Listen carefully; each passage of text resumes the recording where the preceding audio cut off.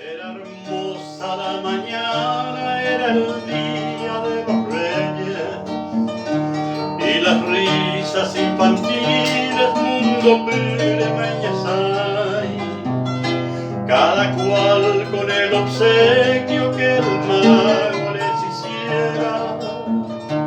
Por ser bueno y obediente, Huicahuíos Apucay. Mas un niño que era pobre, también bueno y obediente, al no serle obsequiado y sin mimeo por andú. Porque mamá querida, los reyes del oriente, no me hizo un regalito a entero Peuerú.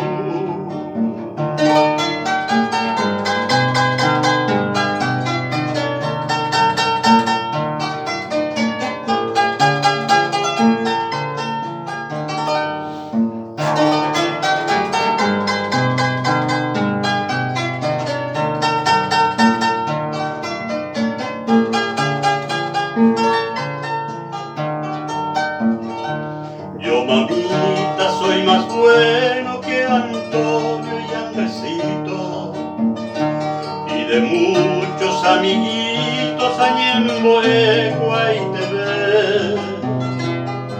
Qué malos son los reyes, no me trajo ni un autito. Comprame la mamita, ay, potante cochabé. Así se queja el pobre sin cariño y sin halago, que su padre con tirano nindojecha va y chupé. Y esa terrible orfandad no tiene sus reyes magos, que le haga un regalito el 6 de enero ya ves.